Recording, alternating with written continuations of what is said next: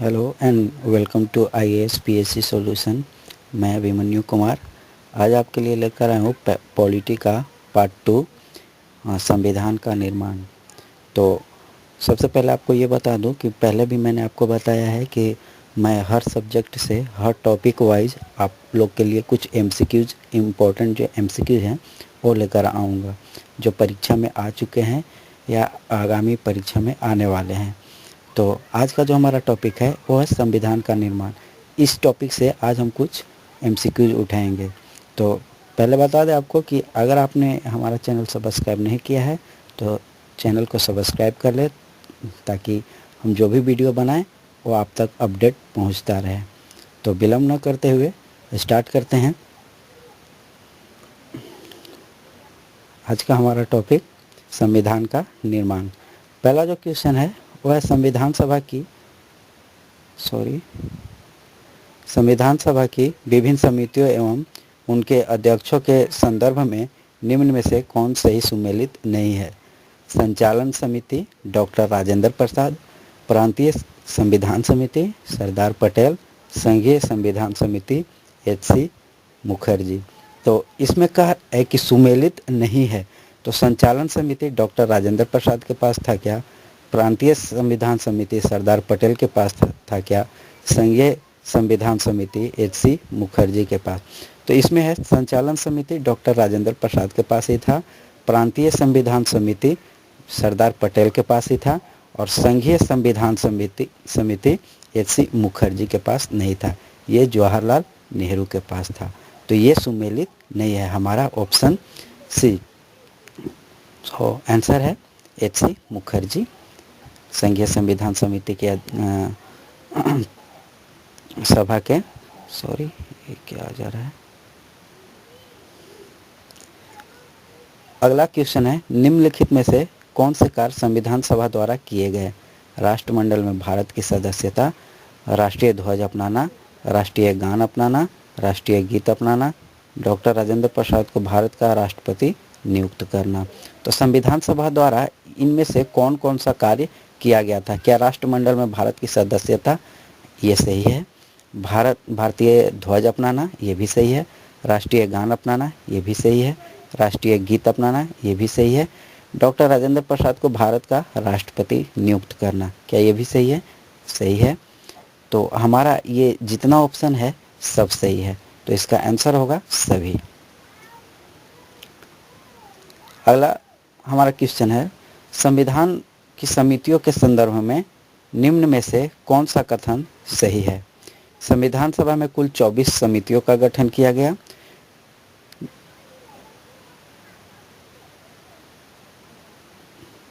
संविधान सभा में कुल 24 समितियों का गठन किया गया।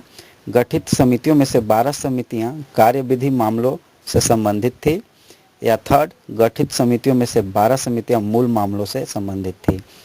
4 है, गठित समितियों में से 12 समितियां मूल मामलों से संबंधित थी। आंसर है इसका इसका कॉपी हो गया है। आंसर है इसका ये, गठित समितियों में से 12 समितियां मूल मामलों से संबंधित थी। अगला क्वेश्चन है, संविधान सभा की प्रारूप समिति का निम्न में से कौन से एक सदस्य नहीं थे। मोहम्मद सादुल्ला, के.एम. मुंशी, ए.के. अय्यर, जवाहरलाल नेहरू। तो इसमें से प्रारूप समिति के सदस्य नहीं थे। प्रारूप समिति के अध्यक्ष डॉक्टर भीमराव अंबेडकर थे, और उनके सदस्य मोहम्मद सादुल्ला ये भी थे, के.एम. मुंशी ये भी थे, ए.के. अय्यर ये भी थे, लेकिन जवाहरलाल नेहरू इसके सदस्य नहीं थे। तो आंसर हमारा जवाहरलाल नेहरू। निम्न में से कौन सा कथन सही है। इसमें इस क्वेश्चन में थोड़ा सा ध्यान से पढ़ना होगा दोनों ऑप्शन को, कि कौन सा कह रहा है सही है। तो संविधान सभा की पहली बैठक 9 दिसंबर 1946 को प्रस्तावित थी, किंतु मुस्लिम लीग के बहिष्कार के कारण ऐसा नहीं हो सका, क्या ये सही है। देखिए फिर से एक बार पढ़ते हैं, संविधान सभा की पहली बैठक 9 दिसंबर 1946 को प्रस्तावित थी, क्या ये सही है। यहाँ तक बिल्कुल सही है, 9 दिसंबर 1946 को ही प्रस्तावित थी, किंतु मुस्लिम लीग के बहिष्कार के कारण ऐसा नहीं हो सका। मुस्लिम लीग तो यहाँ बहिष्कार की थी, लेकिन ये जो बैठक था वो भी संपन्न हुआ था, अधूरा नहीं रहा था। तो ये जो ऑप्शन है ये सही नहीं है। दूसरा है, प्रथम अधिवेशन में BN राव को संवैधानिक सलाहकार नियुक्त किया गया था, ये भी सही है। तो ये जो है निम्नलिखित में से कौन सा कथन सही है? इसका आंसर होगा प्रथम अधिवेशन में BN राव को संवैधानिक सलाहकार नियुक्त किया गया था। नेक्स्ट क्वेश्चन है, 13 दिसंबर 1946 को जवाहरलाल नेहरू द्वारा संविधान सभा में ऐतिहासिक उद्देश्य प्रस्ताव प्रस्तुत किया गया, जिसमें सम्मिलित थे राष्ट्रीय आंदोलन के सिद्धांत, संविधान से जुड़ी आकांक्षाएं एवं मूल्य, दोनों या इनमें से कोई नहीं। तो इसमें क्या राष्ट्रीय आंदोलन के सिद्धांत सम्मिलित था? बिल्कुल था। संविधान से जुड़ी आकांक्षाएं एवं मूल्य, ये भी था।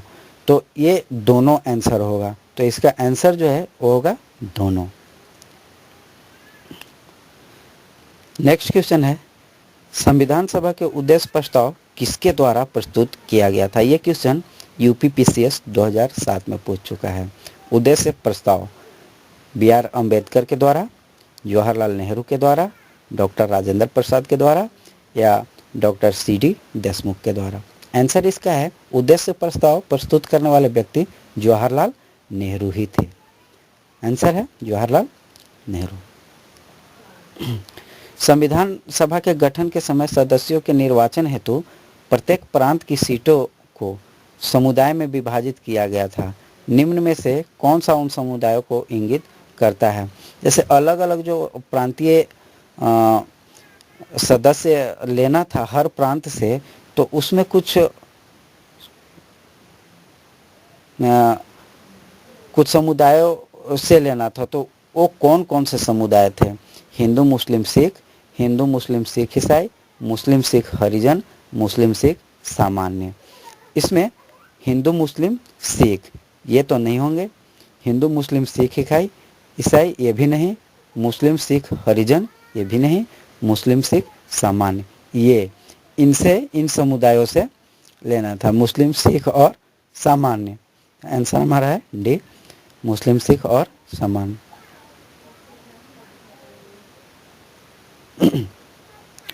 भारतीय संविधान को 26 नवंबर 1949 को किसके द्वारा अधिनियमित किया गया था? ये क्वेश्चन UPPCS 2012 में पूछ चुका है। किसके द्वारा अधिनियमित किया गया था 26 नवंबर 1949 को? संविधान सभा द्वारा, भारत के गवर्नर जनरल द्वारा, भारतीय संसद द्वारा या ब्रिटिश संसद द्वारा? फिर से हम लोग एक बार क्वेश्चन आंसर को देखते हैं। क्या ब्रिटिश संसद द्वारा 26 नवंबर 1949 को अधिनियमित किया गया था? बिल्कुल नहीं।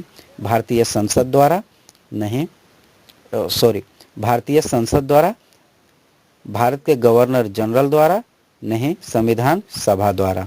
तो ये जो है अधिनियमित किया गया था संविधान सभा द्वारा। आंसर हमारा संविधान सभा द्वारा। निम्न में से संविधान सभा की संघ संविधान समिति का अध्यक्ष कौन था? थोड़ा सा इसमें ध्यान देना होगा कि यहाँ पूछ रहा है कि संविधान सभा की संघ संविधान समिति का अध्यक्ष कौन था। इसमें है BR अम्बेडकर, JB कृपलानी, जवाहरलाल नेहरू, आलादी कृष्णा स्वामी अय्यर। तो एक एक व्यक्ति के बारे में देखेंगे। BR अम्बेडकर किसके अध्यक्ष थे? BR अम्बेडकर प्रारूप समिति के अध्यक्ष थे। JB कृपलानी ये झंडा स्वामी की अध्यक्ष थी। जवाहरलाल नेहरू और आलादी कृष्णा स्वामी अय्यर, इन दोनों में हम लोग को चुनना है कि कौन होंगे।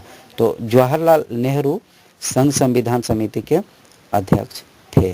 तो आंसर हमारा होगा जवाहरलाल नेहरू। आलादी कृष्णा स्वामी अय्यर जो थे वो भीमराव अंबेडकर का भीमराव अंबेडकर जो प्रारूप समिति के अध्यक्ष थे उसके सदस्य थे आलादी कृष्णा स्वामी अय्यर।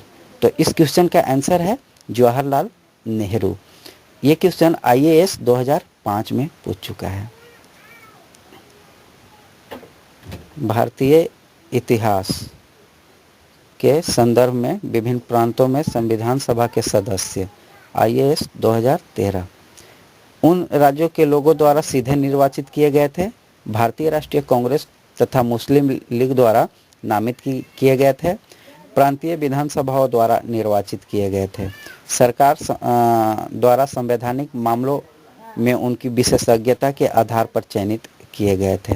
इसमें से क्वेश्चन ये पूछ रहा है कि विभिन्न प्रांतों में संविधान सभा के सदस्य कहाँ से लिए गए थे। तो इसका आंसर है प्रांतीय विधानसभाओं द्वारा निर्वाचित किए गए थे। IAS 2013 का ये क्वेश्चन है।